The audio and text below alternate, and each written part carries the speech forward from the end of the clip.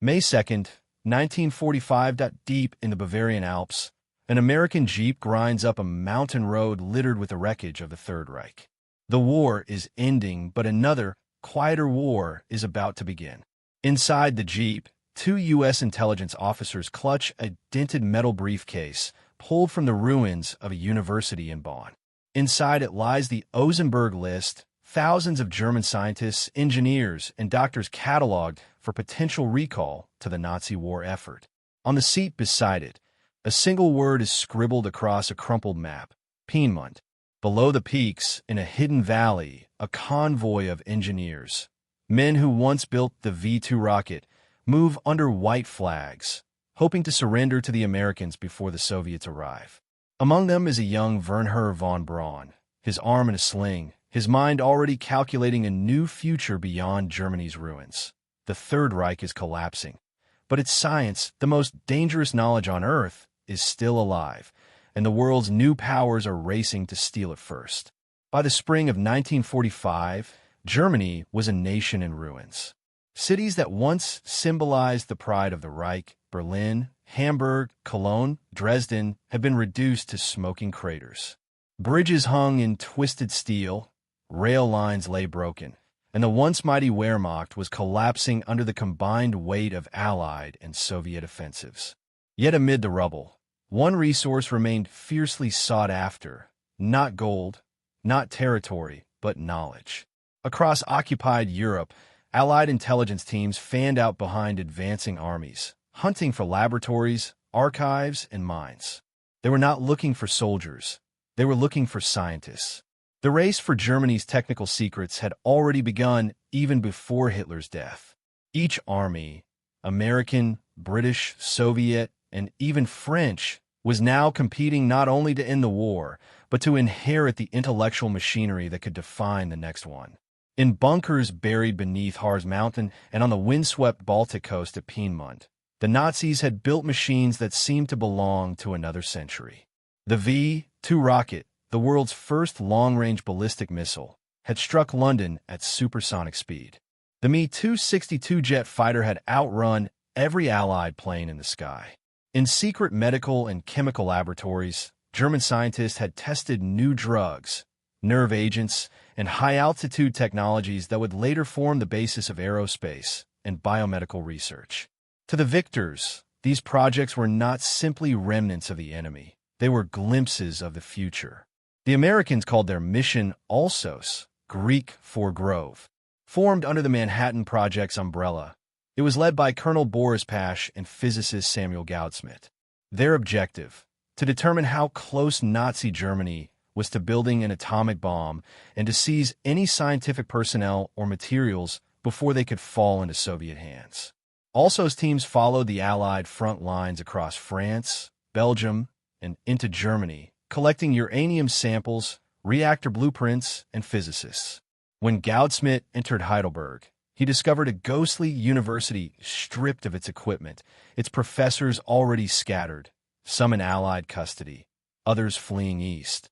Meanwhile, special T-forces under British and American command were assigned to capture research centers intact. Their targets included the V-2 assembly lines at Nordhausen's Mittelwerk, chemical plants in Luna, and optical factories in Jena. The chaos of retreat meant that many German scientists were stranded without orders. Some buried their documents in forests or lakes. Others burned them. A few, like von Braun and his Peenemünde team, plotted their own surrender to the Western Allies, realizing that captivity under the Americans offered survival and opportunity. In the final weeks of the war, the competing Allied zones overlapped in confusion. American and Soviet units often reached the same research sites within hours of each other. At Bleischerode, the Americans briefly occupied the underground rocket tunnels before withdrawing under the Yalta agreements, leaving behind a fortune in technology and technicians that the Soviets quickly absorbed. But not before U.S. intelligence officers had spirited away the most valuable cargo, the mines behind it. As Berlin burned, the War Department in Washington was already drafting a new directive. Intelligence reports warned that the Soviet Union was moving aggressively to claim entire German research teams and facilities. The Americans would have to act fast, not merely to interrogate scientists, but to bring them under U.S. control. The operation was first codenamed Overcast, intended as a temporary measure to interview captured specialists. Yet within months, it would evolve into something far larger, a shadow migration of intellect from the ashes of the Reich to the laboratories of the United States. At the same time, ordinary American soldiers on the ground barely understood the scale of what was unfolding. They saw boxes of blueprints, rocket parts, and strange machinery loaded into trucks under armed guard. Few knew that inside those crates lay the seeds of technologies that would later launch satellites, power intercontinental missiles, and even carry men to the moon. Germany's defeat was complete, but in its laboratories, the victors discovered something unsettling. The tools of the future had been forged by a regime of terror. The question now was not whether to take them, but how far they were willing to compromise to do so. When the guns of Europe finally fell silent in May 1945, the United States faced a question unlike any it had encountered before: what to do with the intellectual engine of the defeated Reich. American commanders had captured not only thousands of documents and prototypes, but also the men who had designed them. Engineers, chemists, and doctors, many of whom had worked directly for the Nazi war machine, were now prisoners in a devastated land. Washington's first instinct was caution. President Truman's administration officially forbade the recruitment of active Nazi Party members or individuals accused of war crimes. Yet as reports from occupied Germany flowed in, it became clear that the line between guilt and genius was dangerously blurred. The first phase of what became Operation Paperclip began under another name, Operation Overcast. Its original goal was straightforward: to gather German specialists for short-term questioning about their wartime research. But military intelligence quickly realized that temporary interviews would never be enough. The Soviets were already mobilizing their own collection efforts, scouring Eastern Germany and Austria for scientists, engineers, and industrial experts. Intelligence dispatches warned that entire laboratories were being dismantled and transported east by rail. In Washington and London, alarm bells rang. The Cold War had not yet been declared, but its front line had already shifted from the battlefield to the laboratory. To coordinate the American response, the Joint Intelligence Objectives Agency, the JIOA, was established. Working under the command of the Pentagon, it began compiling lists of valuable German personnel across multiple disciplines: rocketry, aerodynamics, chemistry, physics, and medicine. The files were drawn from captured Nazi administrative records, including the now famous Ozenberg list, and cross-referenced with field intelligence. The goal was simple: identify the most useful minds before Moscow did. But there was a problem. Many of those names came with dark pasts. To make the transfers possible, a bureaucratic loophole was created. Scientists deemed essential to national security were quietly issued new immigration papers, often cleansed of their Nazi affiliations. Paperclips were attached to the corners of their new files, signaling that the attached documents had been altered, hence the operation's new name. Officially, the United States was not importing former Nazis. In reality, it was importing expertise at any moral cost deemed necessary. At the same time, the British pursued their own smaller but focused program known as Operation Surgeon, targeting aeronautical experts and engineers. The French attempted to recruit chemists and optics specialists from territories in their occupation zone, while the Soviets were preparing something far more sweeping: mass relocations of entire German technical communities into the USSR. The competition was no longer ideological. It was strategic survival. Whoever controlled the brains of post-war Germany would control the future of warfare, industry, and space. Back on German soil, the process unfolded under an air of secrecy. American officers approached scientists with offers: surrender peacefully, cooperate fully, and your family will be protected. Those who hesitated risked being taken by the Soviets, where rumors of harsh treatment circulated widely. Some accepted willingly, others saw no choice. For men like Wernher von Braun, Arthur Rudolph, and Ernst Stellinger, The decision meant betraying the country they had once served, but also escaping its ashes. In Washington, public statements avoided specifics. The American press spoke vaguely of captured experts assisting U.S. technical missions. Few knew that transport planes were already ferrying German engineers across the Atlantic. They arrived first at Fort Strong in Boston Harbor, then Fort Bliss in Texas, and finally to the White Sands Proving Ground in New Mexico, places where the remnants of Hitler's V-2 program would be reborn under the Stars and Stripes. By late 1946, the outlines of a new scientific order were emerging. The United States and the Soviet Union were building upon the same German foundation, but toward different futures. The Americans envisioned space and missiles for defense, the Soviets missiles for dominance. Both powers now possessed not only the hardware of German innovation, but the human architects behind it. The war had ended in Europe, but a colder, quieter war had already begun, a struggle not over land or ideology, but over intellect itself. The hunt for German scientific talent after the war was not a single story. It was a collision of motives, methods, and moral boundaries. What began as an intelligence-gathering exercise evolved into one of the most complex and ethically gray operations of the 20th century. To understand the full depth of Operation Paperclip, one must view it from multiple angles: technological ambition, logistical mastery, bureaucratic intrigue, and the delicate balance between victory and conscience. From a technological angle, the reasoning was clear. Germany's wartime laboratories had leapt years ahead of Allied innovation. The V-2 rocket alone had achieved what no other nation had attempted, a guided missile that pierced the edge of space before falling upon its target.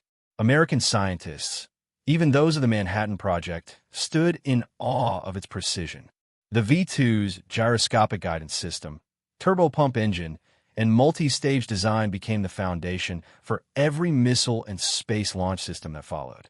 The jet engine, too, in its Messerschmitt and Junkers variants, marked the dawn of a new era of aviation. The U.S. Army Ordnance Corps understood that to build the next generation of weapons, it would need the very people who had built Hitler's arsenal. Then came the intelligence and logistical angle, an operation as intricate as the technology itself.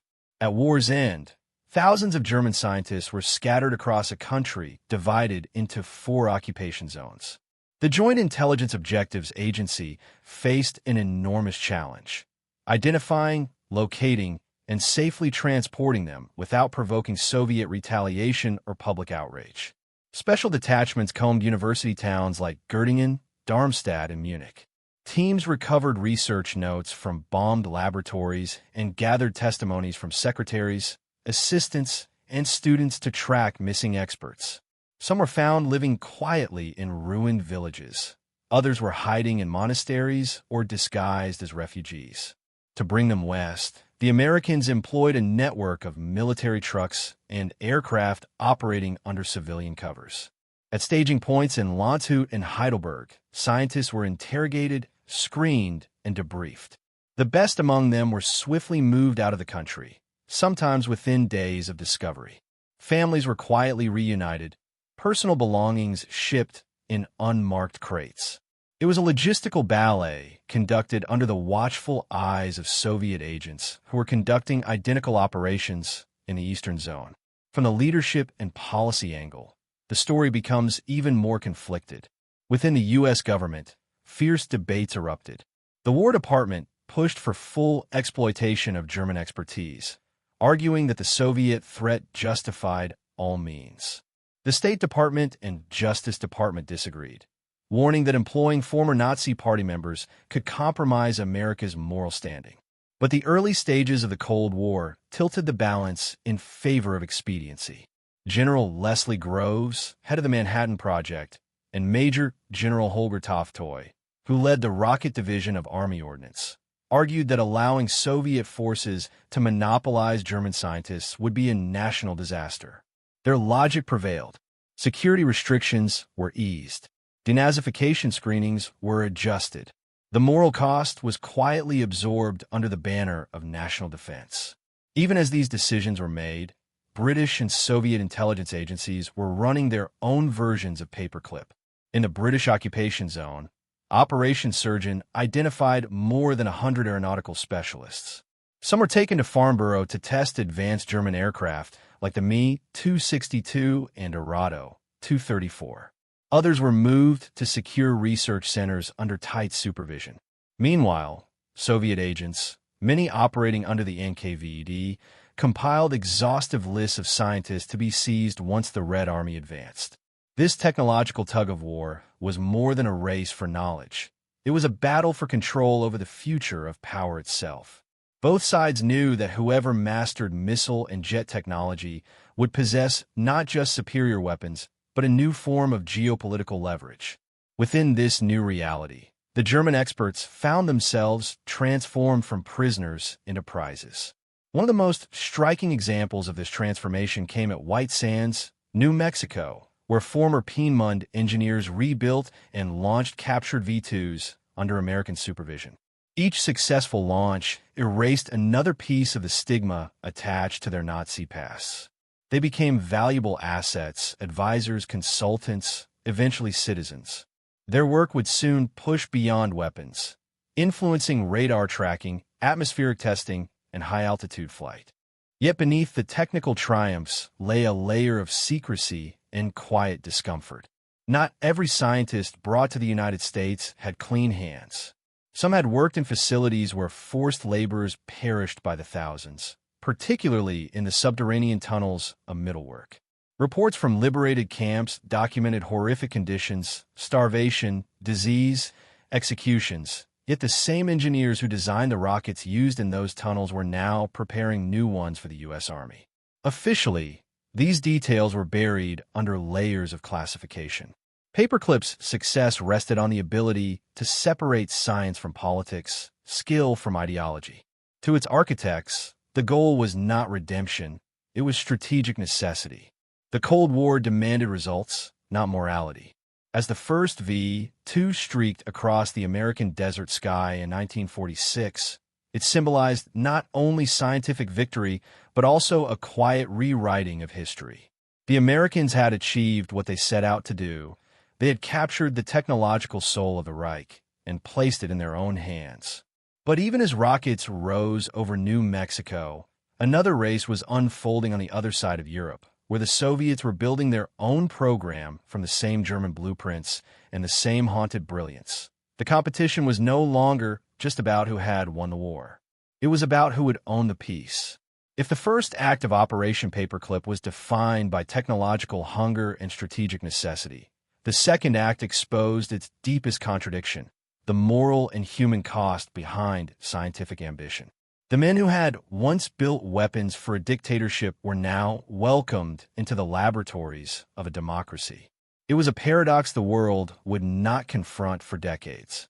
From a moral and legal angle, the story was fraught with discomfort. The denazification policies introduced by the Allies had been designed to purge former Nazi influence from every level of post-war society. Yet, in secret, those same allies were issuing security waivers to individuals who had worked under the SS or held party rank. The justification was chillingly pragmatic. These scientists possessed knowledge that could not be replicated quickly elsewhere. Werner von Braun, for example, had been an SS officer and member of the Nazi Party since 1937. His team had overseen production at Middlework, where more than 20,000 slave laborers perished. But when intelligence officers weighed his file, his value in rocketry outweighed the moral stain. His paperwork was altered, his affiliation quietly erased. He was shipped to America under a false narrative of denazified engineer. This bending of principle became the hallmark of Paperclip's hidden bureaucracy. The United States, determined to outpace the Soviets, treated ethics as an obstacle rather than a compass. Reports by the Justice Department and the Immigration and Naturalization Service were deliberately ignored. Instead, the War Department circulated memos emphasizing national security over public scrutiny. When journalists or politicians asked questions, the answers were vague, wrapped in patriotic rhetoric about technological advancement and defensive research. For years, The public had no idea that men once loyal to Hitler were now designing missiles for the U.S. Army. From a human angle, the experience was equally complex for the scientists themselves. Many were not driven by ideology, but by survival. Germany in 1945 offered nothing but hunger and humiliation. The Soviet Union's methods of recruitment, often involving armed soldiers and forced relocation, terrified them. The Americans, by contrast, offered safety, professional respect, and access to modern laboratories. For men who had lived through total war, it felt less like betrayal and more like escape. Yet guilt lingered. In letters and interviews years later, some confessed to a deep unease about their wartime past. Others rationalized their choices as purely scientific. They had built rockets, not policies. They had pursued physics, not politics. It was an easy narrative to tell, and for many Americans, an easier one to believe. On the other side of Europe, the enemy angle took a far more aggressive form. In October 1946, the Soviet Union launched Operation Osoaviakim, a massive overnight sweep that seized more than 2,000 German scientists, engineers, and technicians, along with their families and equipment. They were loaded onto trains and shipped east to work in Soviet research facilities, often under guard. While the U.S. imported its experts quietly and selectively, the Soviets acted openly and en masse. The scale was staggering. Whole towns of specialists relocated to Moscow, Leningrad, and the Urals.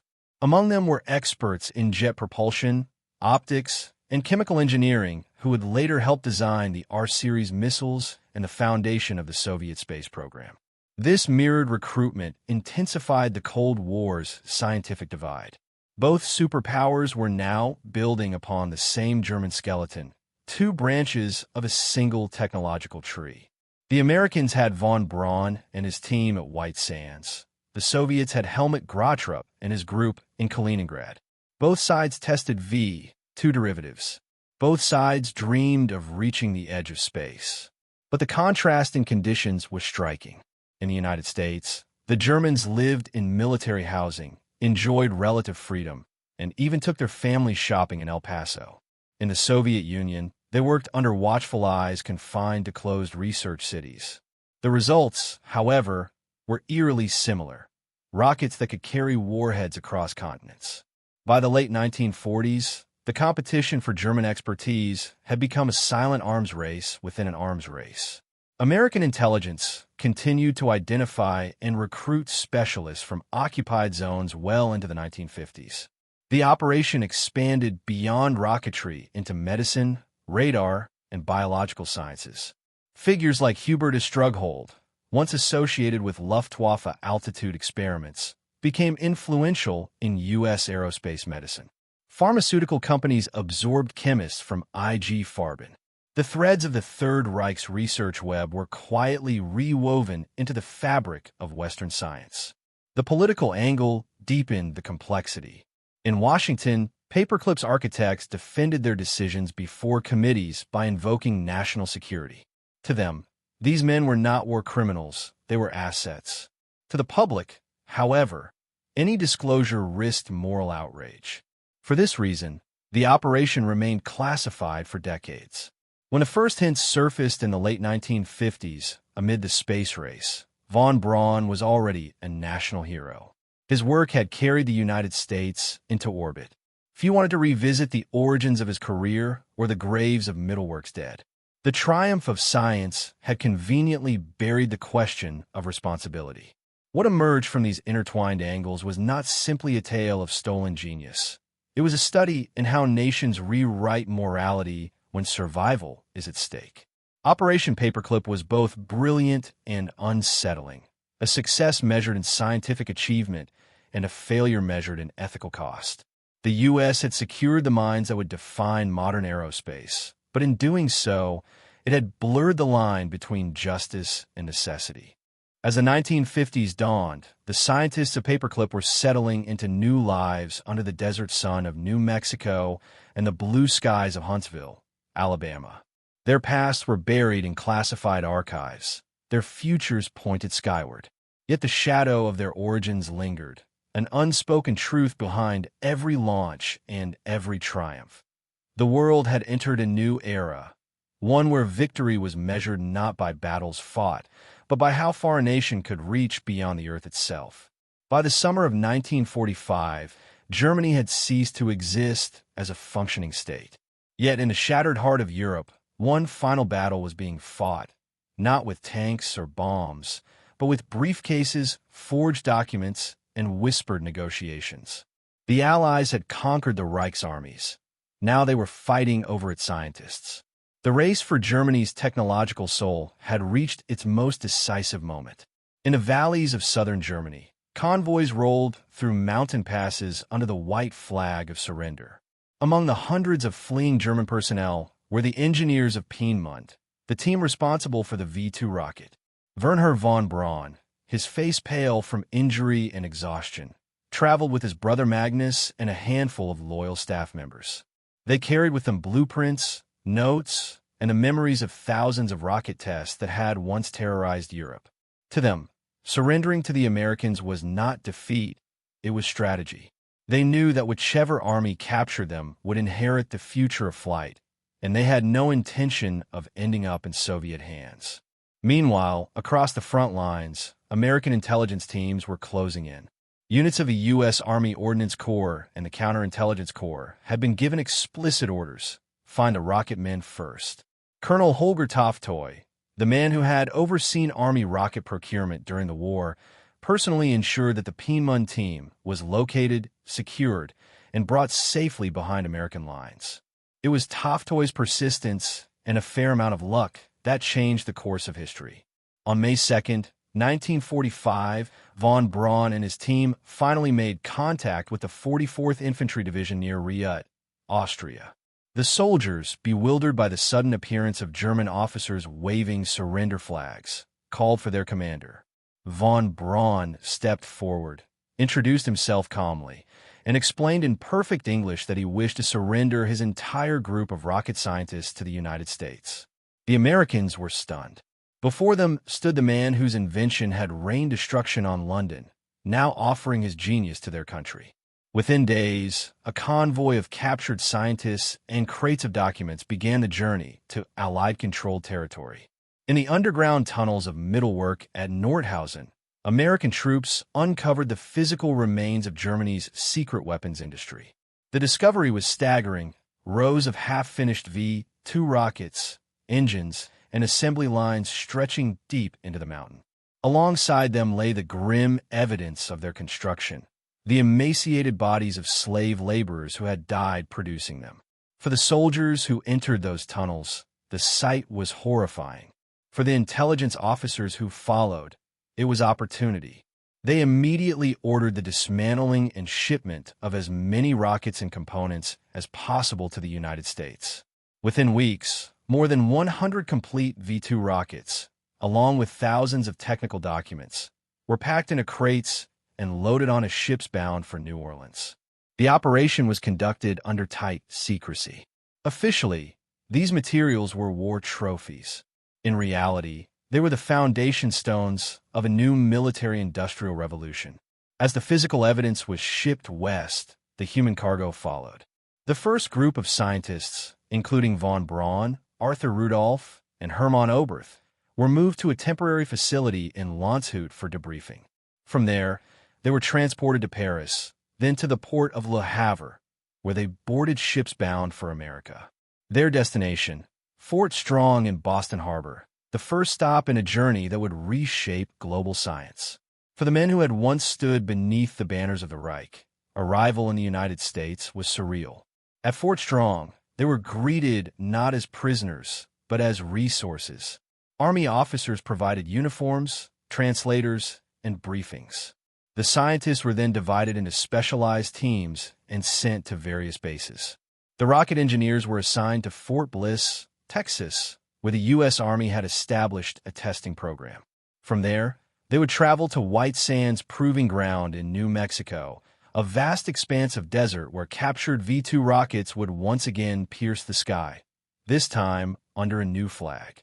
In April 1946, the first V-2 was launched from American soil. The desert thundered as the missile arced upward, its flame trail carving across the morning sky. For those who had witnessed Peenemunde's final tests, it was an eerie echo of the past, but to the Americans, it was the future being born. Engineers from both nations stood side by side, measuring trajectories, analyzing data, and documenting performance. Each successful launch tightened the bond between former enemies. Back in Washington, the operation was quietly renamed Paperclip. Files were rewritten to cleanse problematic histories. Scientists who had once pledged loyalty to Hitler now carried new identities and U.S. Army serial numbers. The bureaucratic machinery of secrecy worked flawlessly. By the time the press caught wind of the program years later, the men of Paperclip were already indispensable. The results were immediate and undeniable. Within a year, the United States had achieved a working understanding of supersonic flight, long-range missile guidance, and multi-stage rocketry. These advances were not mere curiosities, they were blueprints for the Cold War arsenal. Von Braun's team was tasked with developing the Redstone and Jupiter-C missiles, precursors to the rockets that would one day send astronauts into orbit. The very technology once meant to destroy London would now propel humanity toward the stars. And yet, in the shadow of those rockets lay an unspoken truth. Every test, every launch, every success was built upon a knowledge extracted from the remnants of a brutal regime. The triumph of science had come at a price, one that could not be measured in data or distance. The Americans had won the race for Germany's genius. But across the ruins of the Reich, another power was preparing its own move, one that would ignite a second front in this silent war. While American ships carried their newly acquired scientists across the Atlantic, a different kind of train was leaving Germany in the dead of night. On October 22, 1946, under orders signed by Joseph Stalin himself, the Soviet Union launched a colossal secret mission, Operation Osoaviakum. In a single coordinated sweep, Soviet troops surrounded hundreds of German homes, laboratories, and research facilities across the occupied Eastern Zone. Entire families were roused from sleep, given a few hours to pack, and escorted to waiting trains bound for the East. More than 2,000 scientists, engineers, and technicians, along with nearly 6,000 family members, vanished into the Soviet Union before dawn. Where the Americans had negotiated, the Soviets simply took. They dismantled factories, laboratories, and even university departments, shipping equipment and personnel deep into the Soviet industrial heartland. Their destinations were the closed cities of Moscow, Leningrad, and Kaliningrad, as well as remote facilities in the Urals and Siberia. Among those seized was Helmut Grotrup, a close associate of von Braun who had worked on V2 control systems. Within weeks, he was leading a German technical division working under Soviet engineers at the newly formed Rabe Research Institute. The mission was clear: replicate the V2, surpass it, and turn it into a weapon capable of reaching any point on Earth. The effects of this mass relocation were immediate. Soviet engineers, working side by side with their German captives, reconstructed the V2 missile using salvaged components from Nordhausen and Bleischerode. By 1948, they had successfully tested their own version, the R1, an almost exact replica of the V2. It was crude and unreliable, but proved the concept. From that foundation, the Soviets began to design more advanced models, the R2 and later the R5, which extended range and payload. Step by step, the technology evolved into the R7 Semyorka, the world's first intercontinental ballistic missile and the rocket that would eventually launch Sputnik in 1957. The Americans, though initially ahead, watched these developments with growing alarm. Reports from occupied Germany and intelligence intercepts confirmed that the Soviet missile program was expanding at an unprecedented rate. In response, the U.S. Army accelerated its own projects at White Sands and Fort Bliss. The rocket teams, now operating under strict security, began developing the Hermes and Redstone series, direct descendants of the V2. Each launch was both a scientific triumph and a geopolitical statement. the United States would not fall behind again. The contrast between the two superpowers could not have been starker. In the Soviet Union, the German scientists worked under guarded supervision, their movements restricted, their correspondence censored. Yet they were given vast resources, test facilities, materials, and entire research towns built around their expertise. For the Americans, integration was more subtle. The scientists were slowly woven into the fabric of American academia and defense. They lectured at universities, advised the Air Force, and trained a new generation of engineers. By the early 1950s, von Braun's team had relocated to Huntsville, Alabama, where they founded the Army Ballistic Missile Agency, a place that would one day be known as the birthplace of NASA's Saturn rockets. But beneath the technical rivalry, there remained a moral undercurrent both sides sought to ignore. The scientists had not escaped their pasts. They had merely changed uniforms. Von Braun's American colleagues admired his brilliance, but avoided questions about his time in the SS. Soviet officers, aware of their German engineers' wartime roles, used both fear and privilege to keep them compliant. In both camps, silence became the unspoken rule. Science had become the language of power, and morality its casualty. By the early years of the Cold War, the results of these rival operations were visible in the skies. The first artificial satellite, Sputnik, shocked the world in 1957, proving that Soviet rockets could reach space and potentially any American city. Only months later, the United States responded with its own launch, using technology derived from the Redstone missile. The space race had begun, born directly from the ashes of Hitler's war machine. Historians would later note that the dividing line between American and Soviet innovation traced back to the same origin point, the V-2 tunnels of Middlework. From there, two branches of human ambition had grown, one leading to the moon, the other to the nuclear standoff that defined an era.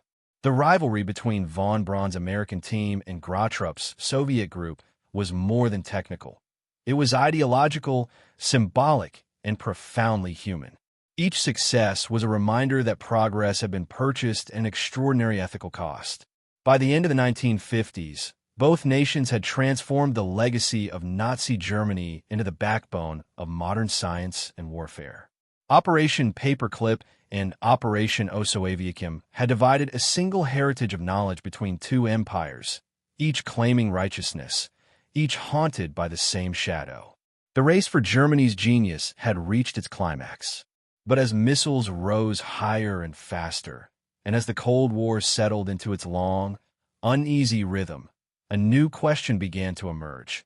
What happens when the pursuit of power becomes inseparable from the sins of the past? By the early 1950s, the fruits of Operation Paperclip were ripening across the American desert. What had begun as a desperate scramble to secure German scientists had now matured into a quiet technological revolution. Fort Bliss and White Sands had transformed into centers of experimentation. V-2 rockets roared above the New Mexico horizon, drawing streaks of fire across the dawn sky. For many soldiers and engineers who watched, these launches symbolized America's new mastery of the future. But few of them knew how deeply that future was rooted in the enemy's past. More than 1,600 German scientists, engineers, and technicians had been brought to the United States under Paperclip by 1952. They were distributed across military bases, industrial firms, and research institutions, each carrying fragments of Nazi Germany's scientific legacy. Their expertise accelerated progress in rocketry, aeronautics, chemistry, and medicine at a pace no peacetime nation could have achieved on its own.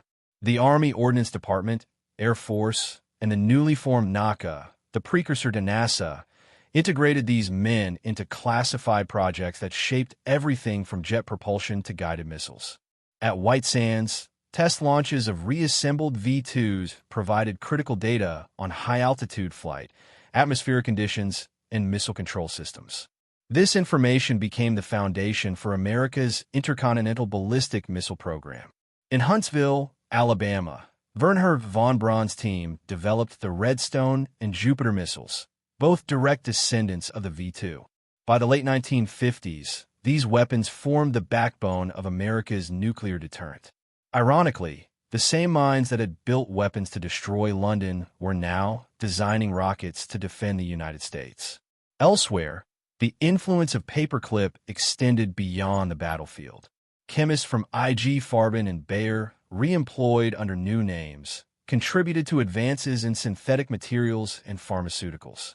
Physicists from Göttingen and Darmstadt aided in radar and optical systems development, while aviation engineers improved jet engines that would power the next generation of American aircraft. The collective effect was staggering, technological progress that might have taken decades condensed into a few years. But the operation's success carried a silence that was carefully maintained. Official reports referred to the scientists only as technical experts. Their Nazi affiliations were omitted or sanitized. Internal memoranda from the Department of Defense instructed officers to avoid public reference to their identities. When journalists inquired, they were told that these men were simply part of post-war reconstruction efforts. The reality, that many of them had been senior figures in Hitler's war machine, remained hidden under layers of secrecy. Inside the Pentagon, Paperclip's administrators viewed the outcome as vindication.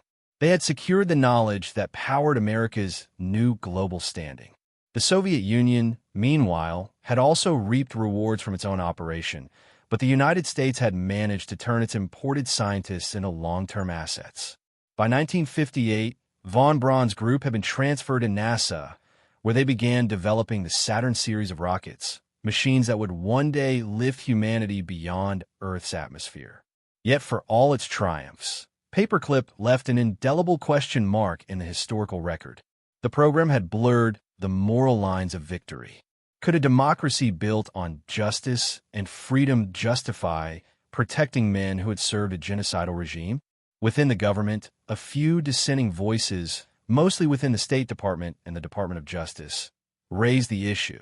They warned that the cover-ups and falsified records might one day embarrass the nation. Their concerns were ignored. The Cold War had no patience for conscience. In the short term, the gambles seemed to pay off. The United States gained unmatched technological superiority and, for a time, confidence that it could outpace the Soviet Union. But beneath that confidence lay a quiet disquiet, a sense that progress had come at a moral cost the nation had yet to confront. The scientists were now heroes in their adopted homeland. They lectured at universities, appeared in military briefings, and posed for photographs beside American generals. Yet none of them could fully escape the ghosts of Mittelwerk or Peenemünde. Behind every launch and every laboratory breakthrough was a story that few dared to tell. The operation had succeeded beyond expectation, but at a price history would eventually demand to be paid. By the dawn of the 1960s, the legacy of Operation Paperclip was no longer confined to secret laboratories. It had become part of the American myth of progress. When Wernher von Braun appeared on television beside Walt Disney, explaining spaceflight to families across the nation, few realized they were watching a man whose rockets had once terrorized Europe. The transformation was complete. The architect of Hitler's vengeance weapon had become the face of America's space dream. It was a triumph of technology and an erasure of history. In Washington, the architects of Paperclip congratulated themselves. The United States had not only matched Soviet scientific power, it had surpassed it. Von Braun's Redstone rocket had launched the first American satellite, and his Saturn V design would soon propel astronauts toward the moon. On the other side of the Iron Curtain, Soviet engineers, many trained by German captives, had launched Sputnik and Yuri Gagarin. The two rival programs mirrored each other perfectly, bound by a shared origin in the ruins of Nazi Germany. Both superpowers had built their ascent on the same foundations of stolen knowledge. But as the rockets rose higher, the questions grew louder. Historians and journalists began to uncover fragments of the truth buried in classified archives. By the early 1970s, congressional hearings and investigative reports revealed the extent of America's collaboration with former Nazi scientists. The public learned of forged files, erased SS records, and government efforts to conceal wartime atrocities in exchange for technological gains. The story shocked a generation raised on the moral clarity of World War II. The victory over fascism had not been as clean as it once appeared. Among the most disturbing revelations were those tied to individual scientists. Hubertus Strughold, celebrated as the father of space medicine, had conducted research using data from human experiments in concentration camps. Arthur Rudolph, project director of the Saturn V program, was later accused of overseeing forced labor at Middlework. When his past was exposed in the 1980s, he quietly renounced his U.S. citizenship to avoid prosecution. These cases shattered the comfortable illusion that Paperclip had been a purely strategic triumph. It was now clear that the operation had also been an ethical failure, a calculated compromise made in the name of progress. For the survivors of Nazi labor camps and their descendants, the revelations reopened old wounds. They watched the men who had once designed weapons of terror celebrated as pioneers of peace. The contrast was unbearable. In Germany, memorials began to rise near Nordhausen and Dora, marking the graves of those who had died constructing the V-2 rockets that launched humanity into space. Historians described it as a dual legacy, one of brilliance and horror intertwined. Within the U.S. government, the official stance remained cautious. Agencies acknowledged irregularities, but justified the decisions as necessary during the early Cold War. The logic was simple, if cold. Had America not acted, the Soviets would have, and the balance of power might have tipped irrevocably east. In private, however, many policymakers admitted discomfort. The files told a story of desperation, a moment when victory demanded the absorption of evil's intellect to prevent its rebirth under a different flag. By the end of the 20th century, the results of Operation Paperclip were undeniable. Its scientists had helped create not only the missiles of deterrence, but also the technologies that define modern civilization: satellites, weather forecasting, interplanetary exploration, and advanced computing. The operation's success could be measured in moon landings and communication networks, in the very architecture of the modern world. Yet every achievement carried the faint echo of a moral question. Could brilliance ever truly wash away complicity? Today, historians regard Operation Paperclip as one of the most paradoxical endeavors in modern history. It embodied both the best and worst of human ambition, the relentless pursuit of knowledge and the dangerous willingness to overlook its cost. The United States emerged as the world's scientific superpower, but in doing so, it had imported a part of the darkness it had vowed to destroy. The war for Germany's genius had ended long ago, but its consequences endure, etched not only in the skies above, but in the uneasy conscience of a world that learned progress is never pure. The story of Operation Paperclip is not just a chapter of Cold War history. It is a mirror held up to human ambition. In the ruins of 1945, two truths emerged side by side: that knowledge can save civilizations, and that it can be born from the darkest corners of human cruelty. The United States, in its quest to secure survival and superiority, chose to inherit both.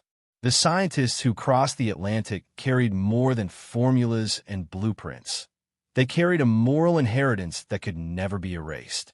In their minds were the equations that would power satellites and space travel, but also the ghosts of forced laborers who had died beneath the mountains of Nordhausen. Each rocket launch, each new technological milestone, stood as both a triumph and a warning. Humanity had reached for the stars, but its hands were still stained with the dust of the camps that made that reach possible. And yet, in the cold logic of history, Paperclip achieved what it set out to do. It gave America the tools to face the Soviet Union, to dominate the skies, and ultimately to step onto the moon. It transformed the ruins of war into the foundations of modern science. But it also proved that victory is never simple, that even in triumph, moral clarity can blur when survival is at stake. Today, the legacy of Paperclip lives quietly in the technology that defines our world, in the rockets that carry satellites, in the medicine that protects astronauts, and in the scientific culture that values progress at almost any cost. It is a story of brilliance, necessity, and compromise, a reminder that the pursuit of knowledge often forces nations and individuals alike to confront what they are willing to forgive in the name of the future. In the end, the question that haunts Operation Paperclip is not whether it succeeded, but whether humanity learned from it. Science, stripped of morality, is power without conscience. And when the victors of one war adopt the intellect of their enemies to prepare for the next, the boundary between good and evil becomes a matter not of ideals, but of convenience. The Americans won the race for Germany's genius. But history will forever wonder at what cost.